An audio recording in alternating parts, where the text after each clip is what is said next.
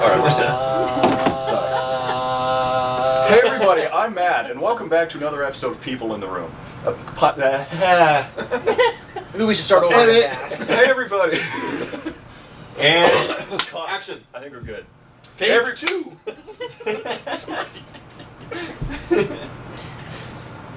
Hey everybody. Take three.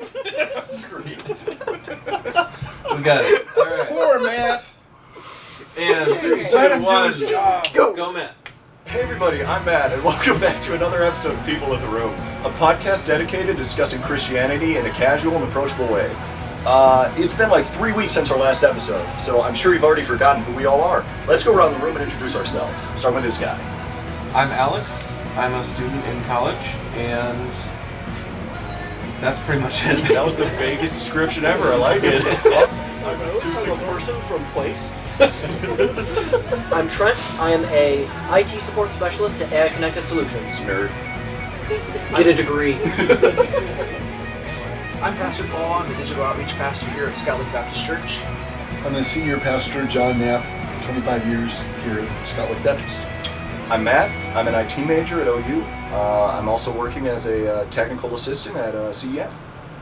Hi, my name's Steve Szokola. I work at Oakland Community College in financial aid currently. Maybe I shouldn't say that. Maybe if too many people know that, it might be an issue. But Well, I mean, if you're not going to be there for much longer, We've you all know, talked to ourselves viewers of already. this podcast. yeah, you're going to be a little ways away, like as soon as this episode goes live. Okay, So that's fair I enough. think you'll be So- fine. Yeah. What you was, They'll also what he used to they'll do. look in California immediately. So. Who's our first female on the podcast? Oh yeah. Wow! Groundbreaking. Yay! I'm Andrea Szokola. I'm currently a stay-at-home mom. Awesome. Hey, full-time job. That's Yes. probably harder than a full-time job. Yes, but I was in insurance for 17 years prior to this year. Awesome. Yes. All right. Again, we're recording this episode like 3 weeks later than the last. Mainly on me. This past month has been one of the busiest of my life. I got back from a mission conference last week. One of the most interesting trips I've ever had. We had multiple tornado alarms. Police showed up multiple times. I met a ton of new people. Had a lot of fun. Maybe got 60 hours of sleep. Had some of the craziest conversations I've ever had in my life.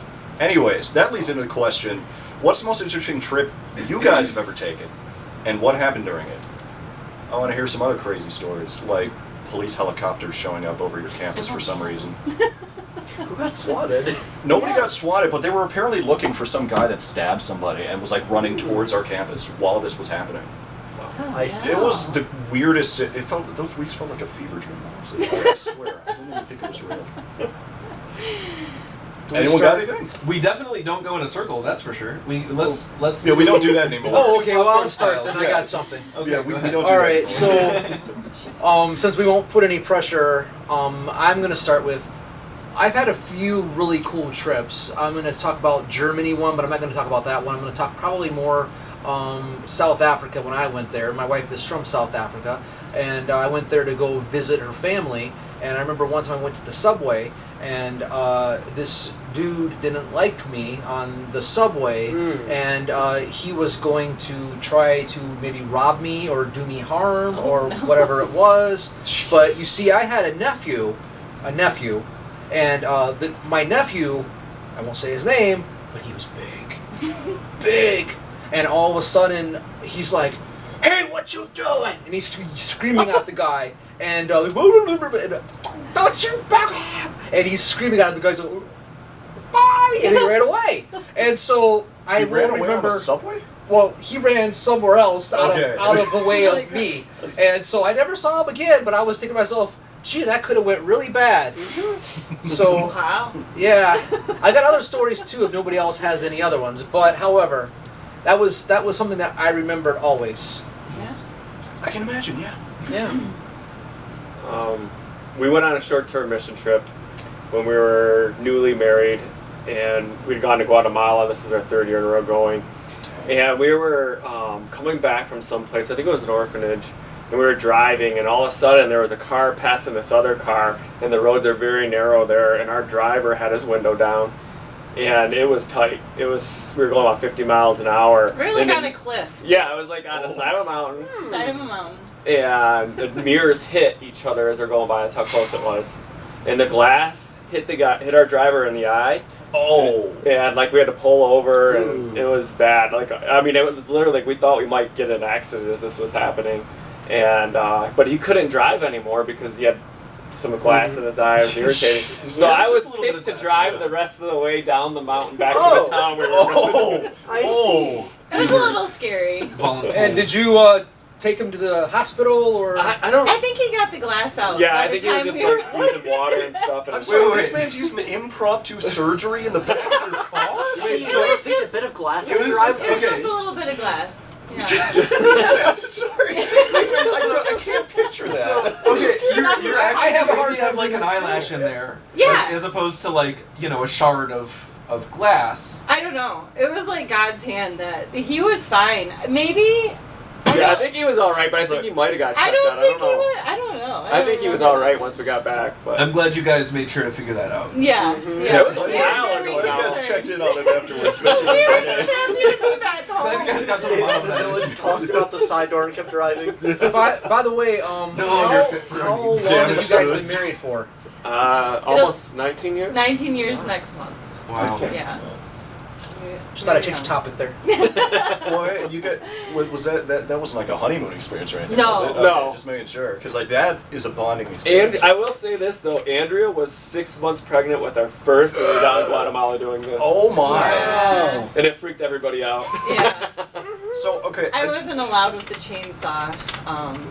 We were building houses and. Well, what we call Okay. sheds. Yeah. I They just took heard the you say chainsaw. So he was a chainsaw out of supervisor. nowhere, and I got concerned. I was like, what are you doing in Guatemala specifically with a chainsaw? Never you mind.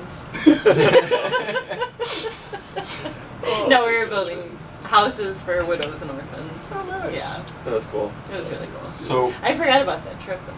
when I was I think I was in 8th grade, I went on just a little mission trip down to Ball State University in Indiana. How old was you? I was in 8th grade, so I was 13-ish, Okay. 14, one of those. I think I was 13. And it was a high schoolers trip, and so I was a little bit younger than most of the people there, but my mom is the coordinator of missions and mobilization at my church, so I kind of got to tag along with them. And AKA Forrest or what'd you say? were you forced to go? Or? No, I wanted to go, Oh, but okay. I got the okay to go earlier than some people would have, Okay. because, you know, nepotism. And so Connections. I was gonna Yeah, say that. yeah. Connections in high places. I was just thinking So- he had a fast pass or something. I see your point. So when we're down there, we stayed there for a week during the like freshman move-in at this college, and we stayed in this. We rented out this like mansion. It was like a super cheap rental, but it was like a big house that belonged to this wealthy Chinese livestock veterinarian named Mr. Yi. And so we rented out his mansion. We called it Mr. Yi's mansion. And this is, you know, it had a bunkhouse. It had 2 bunk rooms in the basement that we would stay in. So it was nice. But in the living room, there was this like urn-looking type of vase on the mantle of the fireplace. I don't like where this is going. I don't. And Was it Mr. Yee's grandma? Wait, don't. Don't spoil it. Yeah, So, I don't okay. know. We're waiting to find out. Yeah, so I mean it's not quite that exciting, but when Didn't think exciting. there was one time when It's making me nervous. half of the group got back to the mansion at the end of the day before the other half did, because we took like 2 minivans to fit everybody. And when my half of the group got back first, my mom decided that she wanted to play a prank on one of the other leaders named JR, right? And so JR is still out, and my mom's like, we're gonna play a prank on him. Somebody go outside and scoop up just some like dirt and like, like dust. It was like gravel. There was like gravel outside, so it was like the white dust from the gravel. Oh my god. And we put the urn on the ground on its side and laid out all the dust next to it. Oh my And gosh. then we went upstairs to some of the like rooms up there and just hung out, and like, so they come in, JR walks in first, and he sees this on the ground, and he goes, Karen, which is my mom's name. Karen! And we come out acting like we have no idea what's happening.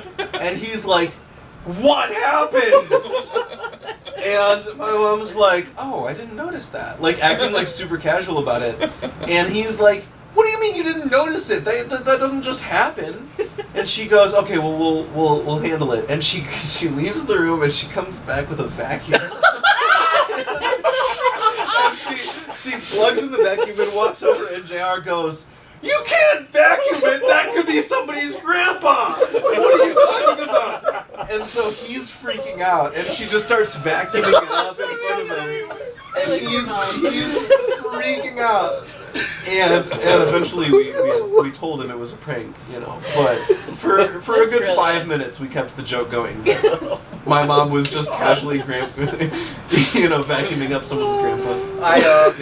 You told that story really well, but I would love to hear JR's side of that story. His actual. We need that guy on as a second guest. Okay? Yeah. I'll hit him up. Oh my gosh. Okay. Well, I was thinking somehow, unless anyone had anything else that would top that, I don't think so. My story's not going to top No, that. that's Well, I mean, if you want to topical. say one, you can go for it. Remember, I was on My the way board home trip from was- Thanksgiving. Start again? I was on the way home for Thanksgiving from Bob Jones in South Carolina. I was riding with these two guys. You know them, names, not for podcast. So their car suddenly starts to stutter on the freeway. I know exactly who these two people are now. Yeah, you probably do. So we're stuck there for 4 hours on the side of the highway on a Saturday as he's, talking to his insurance and talking to this repair guy from, like, Tennessee when we're stranded in, like, North Carolina. The repairman's, like, going all across the country trying to find the right alternator for the car because he thinks it's this. He, like, finally gets there with the alternator. He pushes one wire down and the car starts again. And we're stuck on the side of the road for 4 hours. Was it hot? You gotta use that in the story. It was scorching hot. It was so scorching hot. Yeah. And I had just downed a Mountain Dew, like, right before everything went off. So I needed to pee the whole time. Oh, but you see, this is another great example of how This is probably why Every girls don't time- come on our show. every time I try to segue in a podcast, somebody says something just so out there. Anyway, Like, need I bring up somebody mentioned giving their dog Xanax right before we were going to go to an outro or what was something that? like that. That was a few episodes ago. You were Roll gone that credits. day.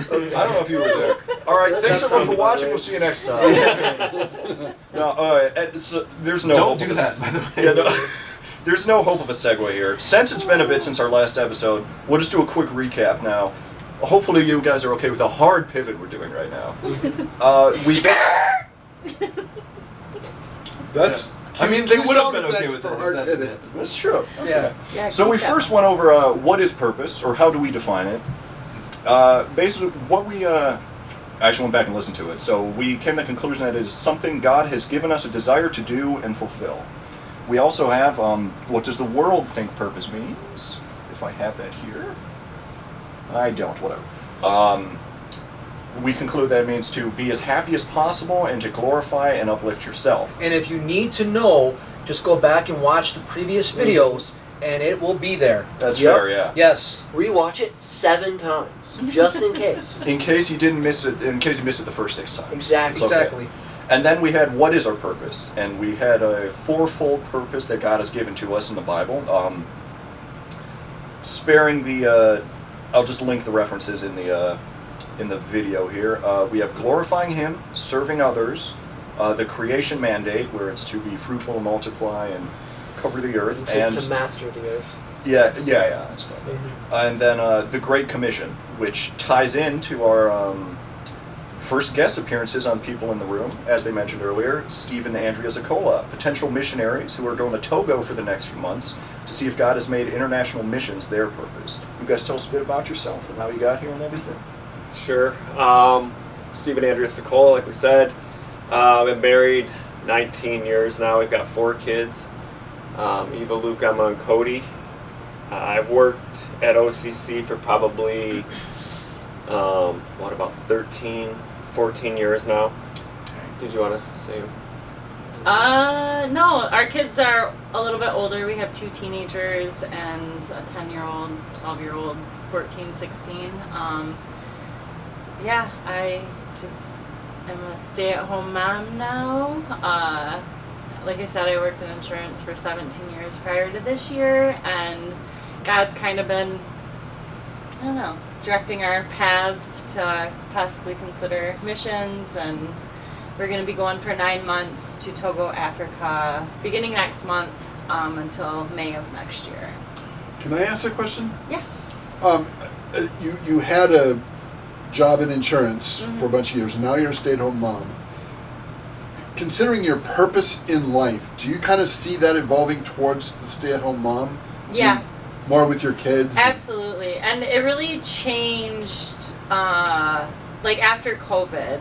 I think COVID kind of put things into perspective, and I started semi-homeschooling. We put our kids in a hybrid school, and so it was just getting harder to homeschool and do my job. But she worked remote for how many years? Many.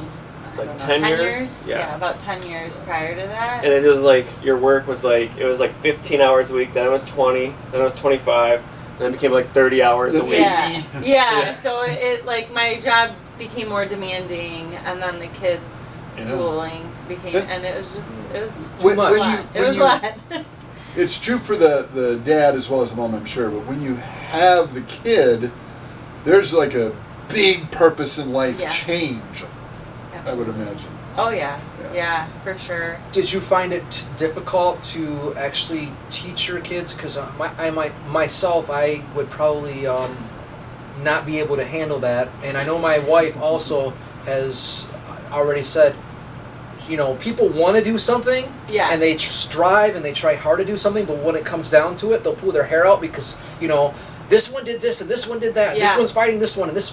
And, you know, the teachers have this knock it off approach, and mom's knock it off approach don't always have the same Don't. effect. Yeah. Because they're like, it's just mom yelling at us, you know. And Yeah, it's not like a random stranger Right. that Yeah, goes to yeah, the principal's exactly. office or something. right, and you know, and you can't send them to anybody except dad, and they're like, oh, it's just dad. But Right. It's the principal's office. What do you do? So it was getting It's hard true. for me. Like when I was working, I couldn't say things.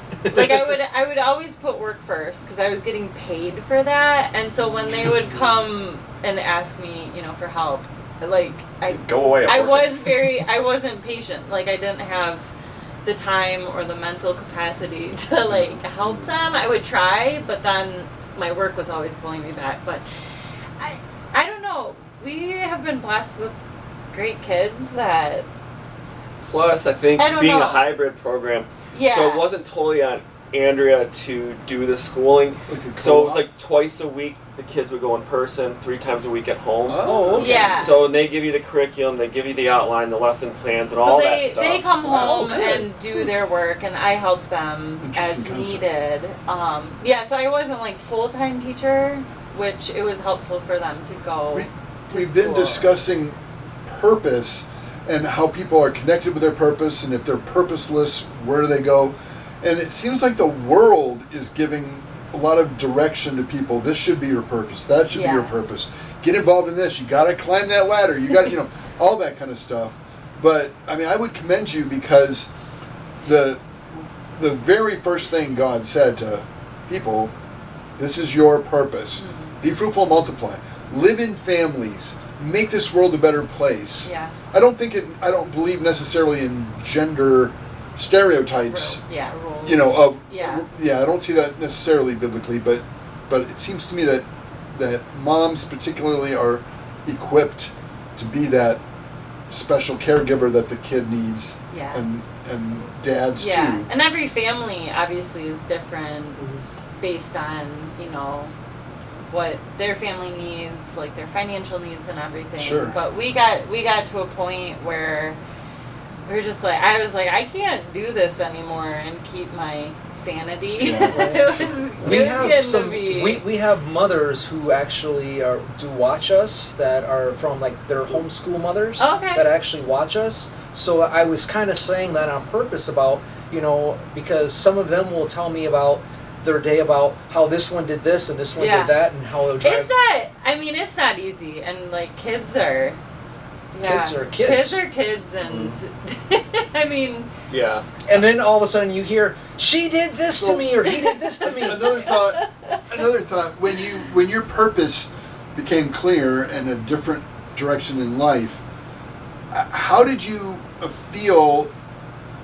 What differences came into your frame of mind and your sense of purpose when you made that choice? Did you feel more settled in? This is where God wants me. Yeah, for sure. I mean, I didn't have any regrets after 17 years at the same place. I was with the same company for that whole time, from the time I graduated college to last year.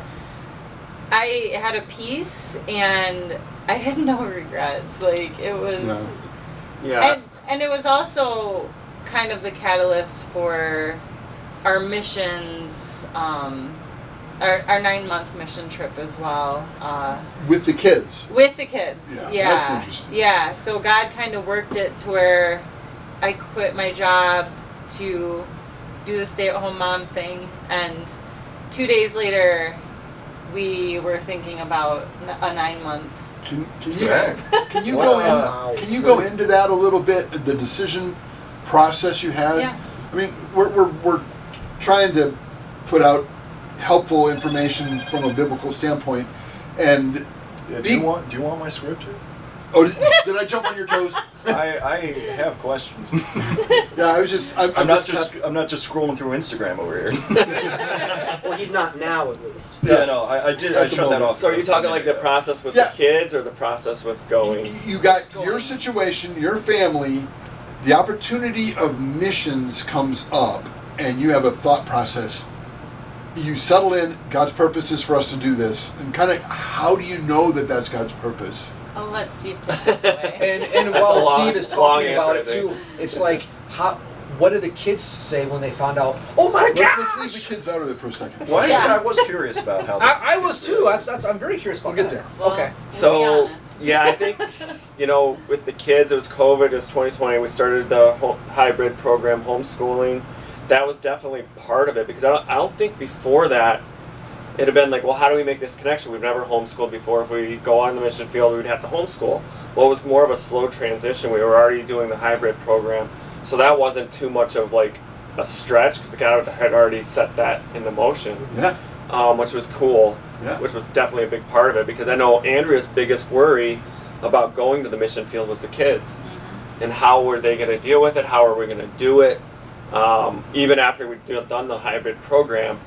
And so that was a big part of it, was the kids for her. For me, yeah. And then I'd just say for me, like I talked about this in church this morning a little bit, just about how I had this desire. I was sitting at my desk at work one day, and I'd been part of the Gideons ministry, had recently joined that in 2020, early 2021. And then just a lot of missionaries come into our church. We joined our church that we're part of now in 2020. And there was a lot of missionaries coming through our church. And then just, I think, also a deeper walk with God through all of joining First Baptist Church Rochester. And the in our seed personal that was walk. planted prior with our Guatemala. Yeah, short-term trips. missions. Like, we'd gone on several short-term Yeah. mission trips, and that was kind of the seed that was planted in us, was through that short-term mission trips. Way back when we were first married, we were like always like, yeah, maybe one day, we'll go and we'll be missionaries. Maybe when we retire or something. It's kind of like our thought process back then, because all of a sudden, we're having kids, we're getting into careers. Missions was not on our mind heavy at that point. It was like, okay, back of the mind. This Survival was on our mind. Yeah. That makes sense. For so small true. kids, Yeah. yeah. So, So God nudged you along the way and set a basis for you to be able to do that. Yeah. At some point, you locked in. Talk about that moment. So like I said, I was at my desk, and then it was just like this like desire to be part of a ministry that was doing gospel work and to reach the lost. Like just personally witnessing. I was giving out Bibles during COVID like crazy. Joined the Gideons, started giving out Bibles, talking to people, witnessing to people, and it was just like I was at my desk one day and I was just kind of like Lord, I really want to reach more people with the gospel, and I just don't feel like I'm given a ton of opportunity here in my current role. And I was like, I'm happy in my current job. I'm thankful for my job, but if there's something you want me to do, ministry-wise, or something with my skills, abilities, let me know, and I'm willing to lay it all down, like everything. Sure. Disclaimer, though, I did not tell Andrea that I was praying. I didn't hear this until a year Wow. later. So we did. This did come up in our earlier discussion on purpose. Being ready for comfortable where you're at, but I'll just give this to you. well, I wrote the questions anyways. Yeah, I know. You're better at that than me. Okay. Anyway, I'm just curious. So thank I'm you sorry. for- No, Thank you I'm for not- indulging me. I'm not trying to say that you're throwing anything out, because you did actually tie in the first like two, AKA our host. you did tie in like Just the first. casually. You did tie in like the Just first. casually, though. Shut. Scales. I am close enough to hit you. Just say the word. That's true. I can hit both of you with one. Pastor John's got those long arms to do that, man. Well, no, actually, you did tie in the first two questions though into that. So I mean, how? Great minds think alike. Yeah, I definitely am not just copying you on this one either. So okay, yeah. So I guess we went over how did you receive your calling. It was a thing where you basically just. Were just So kinda yeah, at work and I just made kinda this. pop I up. said this prayer, and then our pastor talked at the end of a message. I think it was January 2023, January, and he at the end of a message he said, "Are there any Pauls that are willing to go? Like, are there any Pauls?"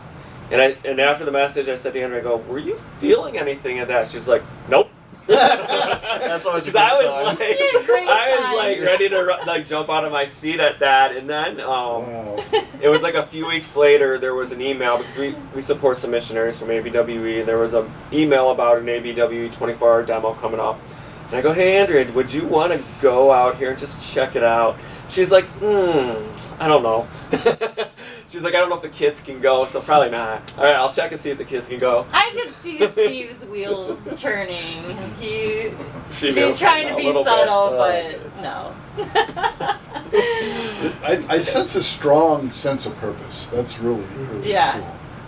So yeah, we ended up going out to the ABW 24-hour demo, which was in March 2023, and it's like a 1 day or day and a half event where you kind of like get an overview of the organization, where they're working, what countries, and you get to talk to like, other missionaries and coordinators for different parts of the world. It was really cool.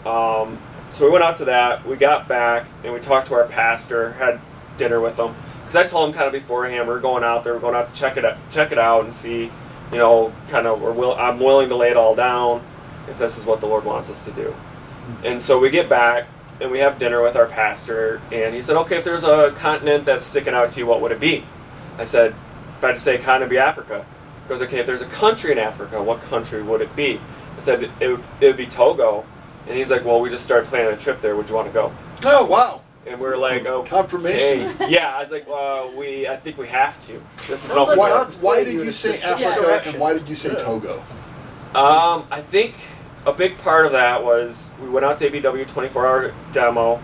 We just had a connection with the Africa team, the coordinators there, and then there was a couple that was sitting at our table from Togo, and then there were some other people there from Togo, and it was kind of already on my mind a little bit because I was browsing through some of their opportunities on their website, and I saw like Ghana and Togo kind of fitting some of my skill sets. Yeah. And so it was kind of front of the mind a little bit there, and then just going there, it was like, that was the country. I don't know. Putting pieces together. God's moving So the pieces. yeah, in place. it was very like kind of mind blowing how it happened.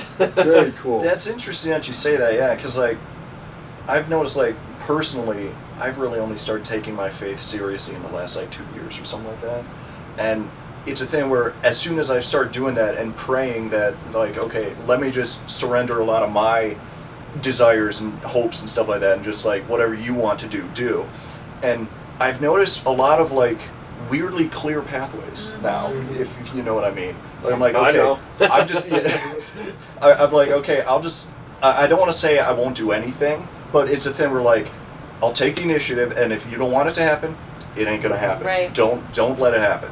If you do want it to happen, have it happen. Which obviously he's going to anyways, but Yeah. having the I don't know, just being like, yes, I will go along with what you want. And that's like been our thing this whole time, is like just keep taking those steps forward as doors open, and like you can't explain it or like to anybody. It's just like they just keep opening, and so we have to like be obedient to follow.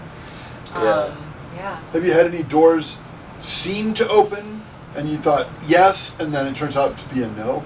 Not in this process, I don't think. Not no. yet. And I mean, Wow. we've always, like, since Africa and Togo have been on our mind, like, we don't have, like, a firm grasp on it. We're still like, Lord, if you want to direct us somewhere else, like, that's Yeah. fine. Like, it doesn't have to be this country. I have two thoughts. Yeah. All right. Well, these are. How did you decide Togo? So I mean, we kind of got that answer. Mhm. It has 48% Christianity inside the country. So, is it a safe country? I was reading the Wikipedia on it. It says that besides Christianity, the next biggest one is Islam. Is the country safe? That's a second thought. And then, what are the other local homegrown religions that are over there? Are you familiar with what that's talking about? And then with your kids, so I've got kind of a little, this is my thought process. With your kids, will they be immersed into the school culture over there, or will they be homeschooled? I mean, Right. I understand they'll be homeschooled, but if they're like, are they being, I mean, if you're trying to reach into maybe the generation, will they be helping out, or what's the thought on that? So, yeah, as far as the religion there in Togo, it's, like you were saying, maybe 40%, 50% Christian. A lot of that's Catholicism. Maybe 8 or 9% evangelical. Okay. And a Um, lot of it is, like, syncretism, where it's just kind of, they grasp what Sure. they want, and so they may say they're Christian, but they also bring like their voodoo in with them, and their, you know. Oh, is that kind of like that vague, like, religious thing that you kind of say? You're kind of saying, like, yeah, I'm religious. or Yeah, something. yeah, kind of, because yeah, it's more like I mean, it's a very poor country, so what can help them, you know, prosper, and well, I'll take a little bit of this that might help me, or this, and so Yeah, voodoo is big there. voodoo, yeah. It's like one of the, you know, it's like where the slave trade was kind of centralized, and voodoo was big, which is an animism, ancestor worship, Did you curses, research fetish work. this, or did you get some training on this through ABWE Or or? maybe both? I would say both, yeah. Yeah, we kind of researched it, but we also got some stuff from ABWE on it, and It sounds like this is just God opening a door, opening a door, opening a door, setting things in place so you're ready to go and safe. Do you have a sense of going from this with the eyes open into the next thing, which would be like a permanent mission? yeah, That's that's the goal. That's the goal right What's now. the language there? And It's French is the main language, and there's tribal languages. right. So everybody speaks French. The main tribal language that we'll be a part of is Ave, it's called. So do they have, like, classes and stuff at, like, maybe ABWE or just somewhere down there that you can learn, like, these specific tribal languages? I don't think you'd have to actually be, I think, in Togo to learn it. Yeah. The tribal language. French, we'd have to go to language school if If we we went were to long do term. that. By going 9 months, we skipped that for now, which is kind of nice. I have a question. Yeah. So, when you're in Togo, what will be actually what you're doing while you're there? Will it be serving through labor time, or will it just be Yeah. pure So, Evangelism. so administrative work. I've been working at the hospital doing administrative accounting type of work, which I've done in my job at OCC. So that's kind of like where my skill set kind of matches some of the opportunities there at the hospital. Because we didn't know if it was going to be the hospital. They also have a school for the blind there, maybe for some administrative role there. So we weren't sure, and then we found out, I don't know, about 2 months ago that we were going to be at the hospital because they have housing for us at the hospital. The hospital is like a 35-acre compound. They serve about 20,000 patients there a year. It's got a clinic and a hospital there. And then there's guest houses and missionary housing. They've got a little printing area, a little bookstore there. They've got like a radio station that they have there and some other media that they do.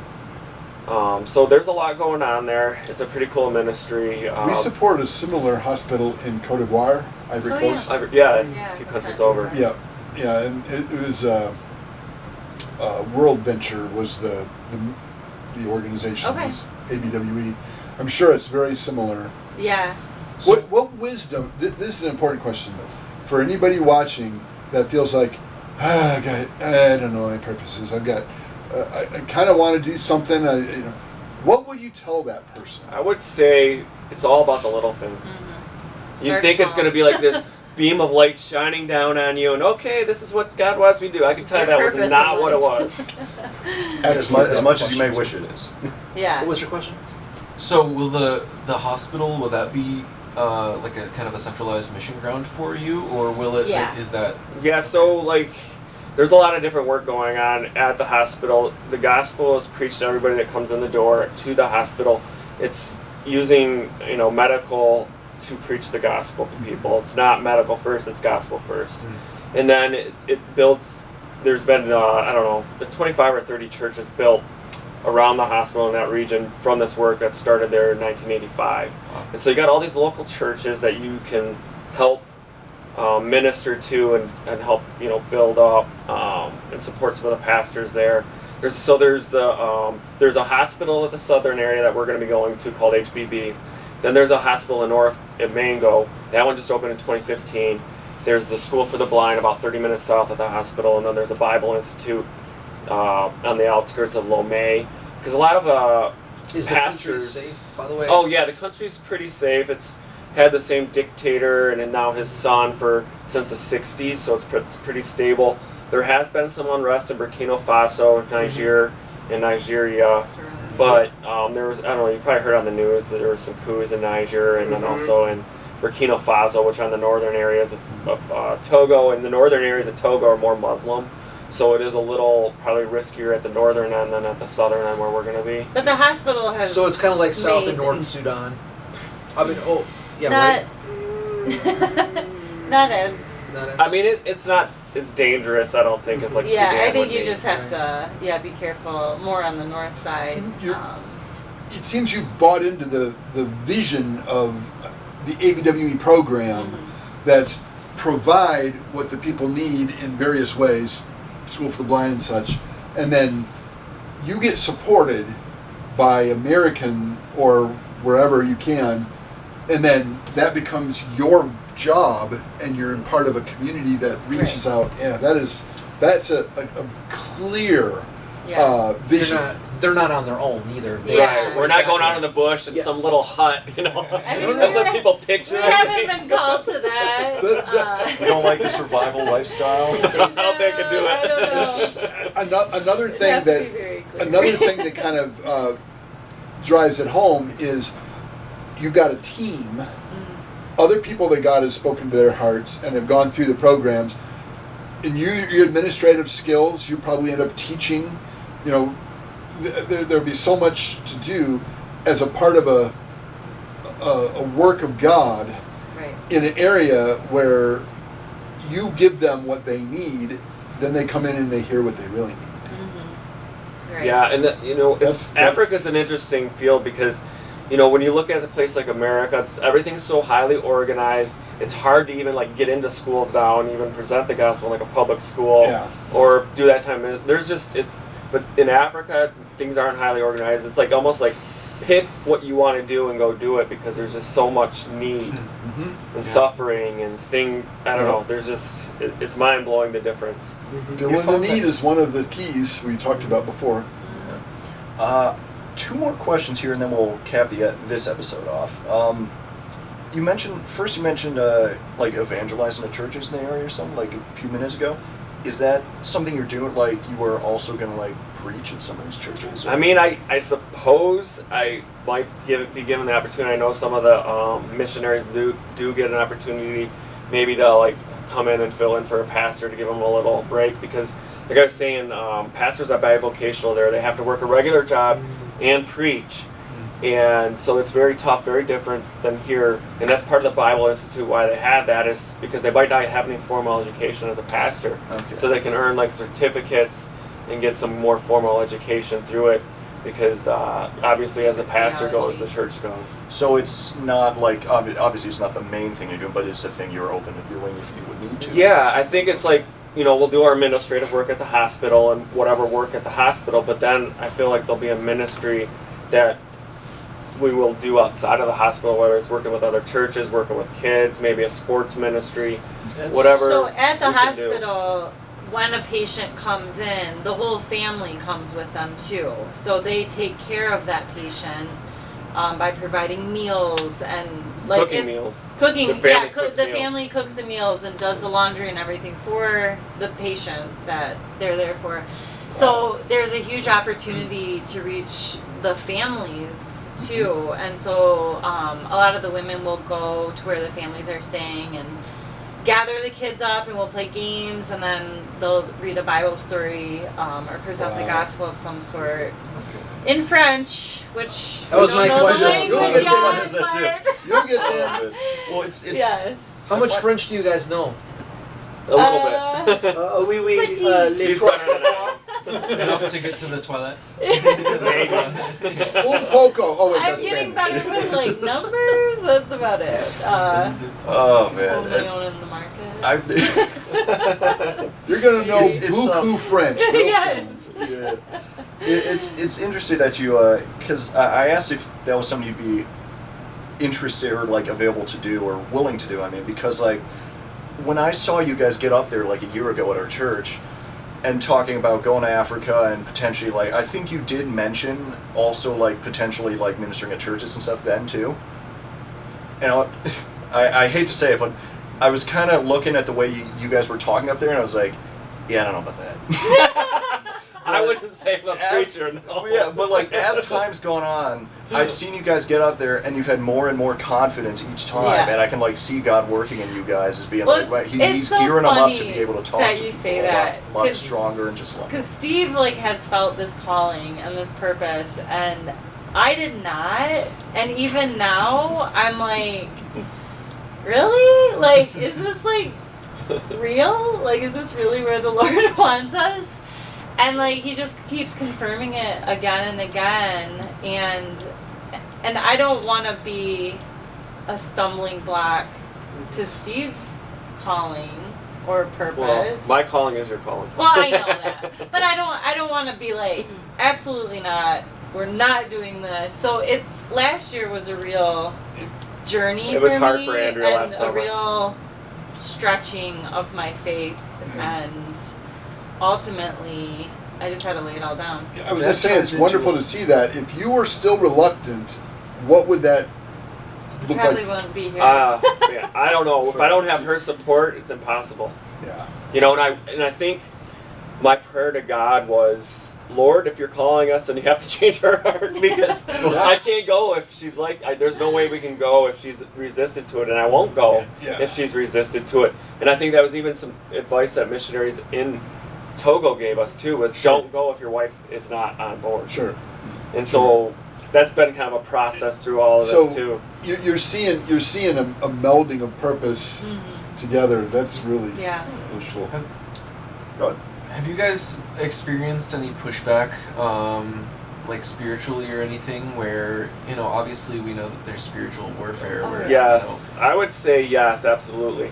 Yes. Yeah. There's been, I don't know, there's definitely a war going on, whether you want to admit it or not, there is. And when you're attempting to do something like this, resistance is going to come, spiritual resistance, and you will be attacked. Yeah. I can imagine, yeah. Yeah.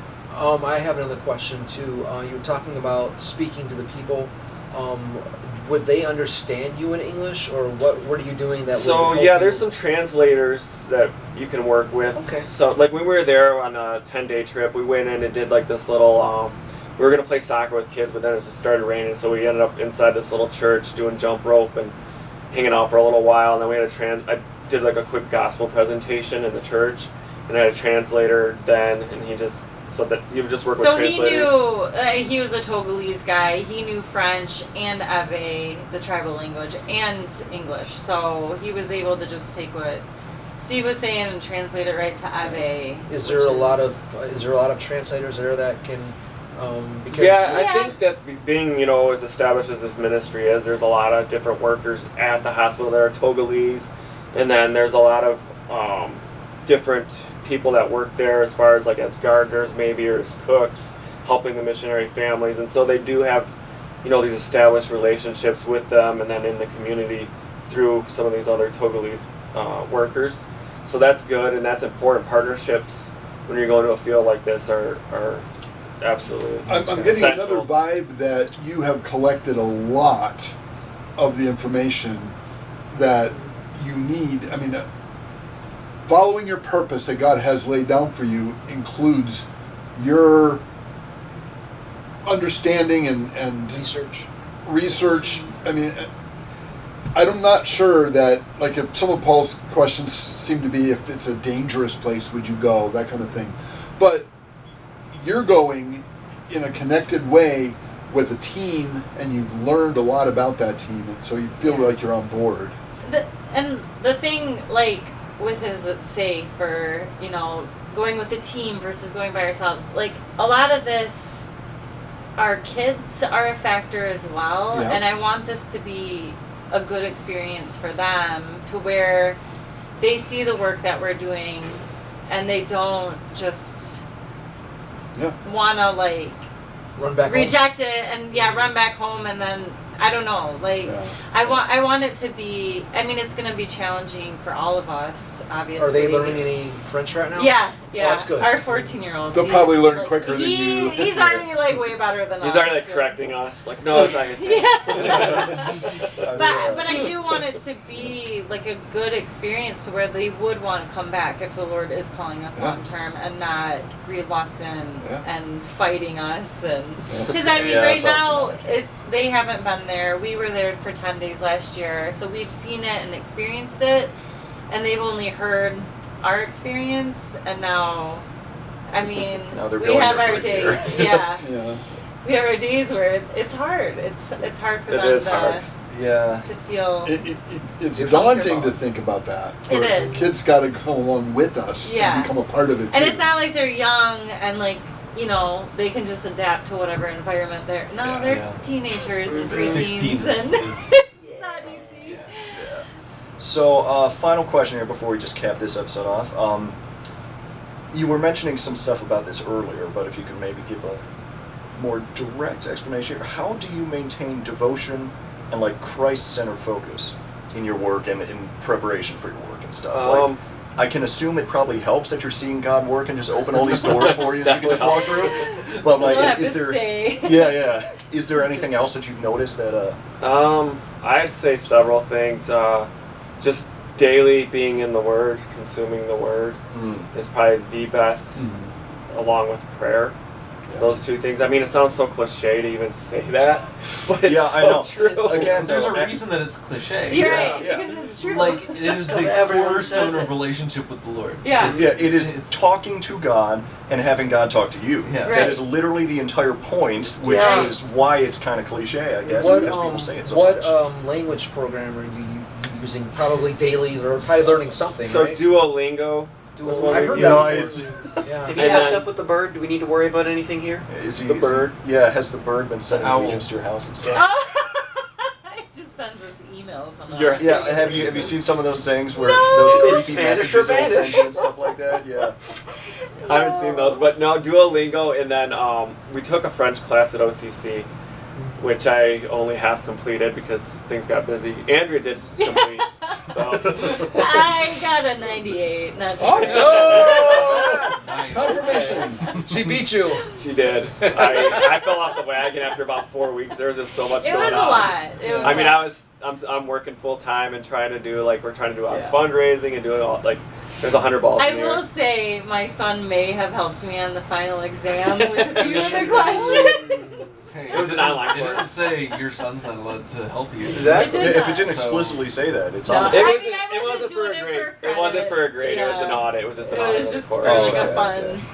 And But- you beat him. And if you do. I was about to say, don't worry. Even if you did, we can just edit that out. Yeah. But real quick, what you're saying though about devotion, I think we've read through the Bible now 4 or 5 years in a row. Both of us have. We're on a daily reading plan, and just taking that time. If there's one thing I'm going to do each day, it's going to read the Word. Whether if I don't get it in the morning, I'm going to make sure I get it at night. And then just as a family, we started reading the Bible together as a family each night. And we had this little devotion book where you read through the New Testament in a year. But every night, there's a different country you pray for. Wow. And that started, I don't know, a couple of years ago. And so that was part of the whole process too. That was before we even know we were going to Togo. So it would give you a country every night to pray for, the stats on that country and what's going on in that Sure. country. And then so it would give you, the verses that we'd read that night in the New Testament, and then the country, and then we'd pray for the countries each night. So And being that you have kids that are a little bit older and you're doing it together, are you seeing some ownership on their part to be interested in the countries that you're reading about? And yeah, Some of the kids. depends on the day. Yeah. No. Yeah. I would say so. Kids. It's hard with kids. They just. Yeah, I've noticed they're a bit of a wild card as a guy that works with them for a while. They are As a guy bit that's of worked with wild a few of your card, kids yes. too. Yeah. But what's funny is Yeah, our 14-year-old Luke would be he'd be going, all right, we got to read tonight. All right, he'd be setting up everybody's He's the Bible. one So, that keeps he's us all on about track. Is routine. he the French guy? He's Yeah, the he's a French guy. And so he'd be like, all right, Dad, what are we going to read? All right, let's read. So he was always like, that's cool. He's all the one about that routine. kinda That's set got the to be routine encouraging for though as well to us. know that your kid's that Yeah. interested too. Yeah. he's laser focused. And it seems like he finds some comfort in it too. If Yeah. he's setting it up for Yeah. everybody, I want this to happen. It's Let's Yeah. get going. Yeah, and I think it became such a routine that, okay, before we go to bed, this is what we know we're going to be doing, That's really wise. That's really And I wise. think it's important to note too that kids are so hard to work with when going into a big commitment like this, and a lot of the inspiration that they take from seeing their parents do something so out there and so incredible, a lot of how that affects them might not show for a while. It's not going to Yeah. be immediate Yeah. for a Good 10-year-old. point. No, that's a very or a valid point. 16-year-old. Yeah, or a 16-year-old. I know that, Hard time. like I said, my mom is the coordinator of missions and mobilization at my church. And so she's been all over the world doing stuff. She's done incredible things. Both of my parents have done great things for the kingdom. But until I was 19 or 20, I didn't appreciate those things at all. Yeah. Because I had to take the step from working off of the faith of my parents to owning my own faith, and it was only once I owned my own faith that I had ample respect for That is what so they cool. were. Precisely. That's Yeah, interesting. It's absolutely. interesting you mention that because my mom is one of the reasons I actually started this whole podcast thing. Aw. Because I when I only went to public school for 3 years or something like that, kindergarten to second grade or something like that. And I remember I work at a place called Child Evangelism Fellowship, and they showed up at our church way back then when I was in kindergarten and stuff, and we're talking about how they needed inns in more schools and stuff like that so they could start their little clubs and everything to get kids involved. And my mom was the only person at the entire church that said, yes, I want to help out with that, I'm going to do it. Only person. And she went for it, she got it started, got people to support it, and it became a thing that I think lasted 15 years or something there. And of course, naturally, COVID decided to nuke literally everything, but it lasted for a long time, and from what I hear, there were quite a few people that got saved because of it. Yeah. That's And amazing. it's a thing where I was like, okay, certain, maybe, no offense, but international ministry and missions does not appeal to me specifically. You know what I mean? I'm all for supporting people that are interested. Just for me, I was like, I don't know. You just However- don't think that's where God's calling you. Yeah, Yeah, where that's God the word you're calls looking for. specifically. Not, Thank you. I'm not Yes. interested. Yes, that's better. And that's Well, an yeah, important and- part of the purpose. Yeah, Yeah. and Yep. that's a thing He doesn't give us where I all was the like, same okay, purpose. yeah, and I was just praying. I was like, well, okay, God, if you don't really like, because like I've been involved in crew obviously for a while too, and every time I show up there, I feel like they're making another sales pitch for another mission trip or something like that, and I'm like, and every single time I'm like, I'm just not feeling it. I'm not feeling it, and so it's a thing where I was praying about it too, and then I'm like, well, hang on, I'm seeing a need here. There's a big old swath of people that are our age. You know what I mean? Like the internet's taken over, Yeah. and how are you going to reach those people? You got to Yeah. reach them through the internet. And so as a result, if it hadn't been for my mom all those years ago, just being like, you know what, I'm just going to make it happen, I probably would have That's just so been cool. like, well, if there's nothing available right now, I probably won't bother. But like after seeing that, that's an effect I believe that it Yeah. had on me. That's Was me cool. being like, We'll you know pray what, that I'm just that- going to make it. That is a thing that happens with your kids as they take ownership and Yeah. Yeah. life changing. Yeah. So yeah. Seeing faithful parents trusting the Lord and moving forward. Yeah, I guess honestly, I think that's a great message to end the episode on. Is that Yep. like even if you don't see the impact immediately, it's there. Like people remember it. I also think that's like a perfect example of the little things. Like everybody's looking for this big thing. There's opportunities right in front of each and every one of us Absolutely. every single day. Just look around. There's ministries to work in if you look and if you're praying for We, opportunities. we need to talk about that in the next episode. All right, we'll cap this one here. Thanks so much, everyone, for watching another episode of People in the Room. We love and appreciate all of y'all. God bless, and we'll see you in the next one.